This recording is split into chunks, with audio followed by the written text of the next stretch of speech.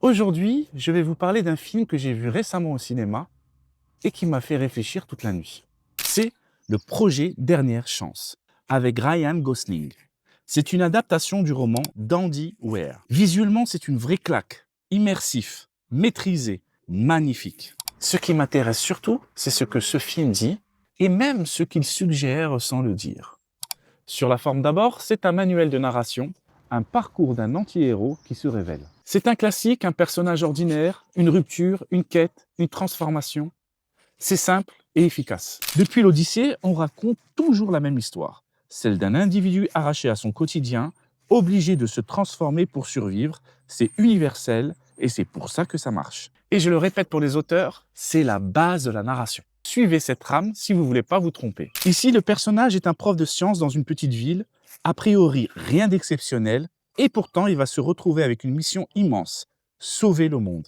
Une énième version occidentale du héros, le sauveur de l'humanité. Il sera accompagné d'une IA et d'un extraterrestre rencontré dans l'espace, dont sa planète, elle aussi, est en train de mourir. Une odyssée cosmique, mais qui se veut profondément humaine. Sur le fond maintenant.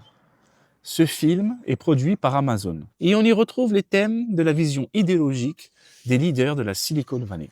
L'IA devient une alliée pour compenser les limites humaines. Dans un monde fragilisé, sur une terre abîmée, avec l'idée que l'avenir pourrait se construire ailleurs. Difficile de ne pas penser à Elon Musk et ses projets de colonisation de Mars.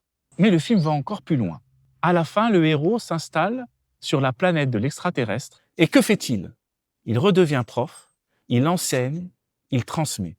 Une logique troublante, coloniale. Aller ailleurs et apprendre aux autres comment vivre. Sachez que ce film n'est pas fait que pour divertir. Il vous programme. Les effets spéciaux sont incroyables. Mais derrière les images, il y a une idée. Une humanité qui échoue, une technologie qui devient notre seule issue, un futur ailleurs et loin de la Terre.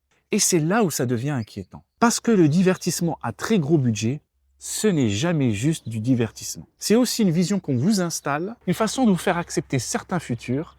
C'est ni plus ni moins qu'une fabrique du consentement. Alors regardez, ressentez, profitez, mais surtout gardez votre esprit critique. C'est votre meilleure défense.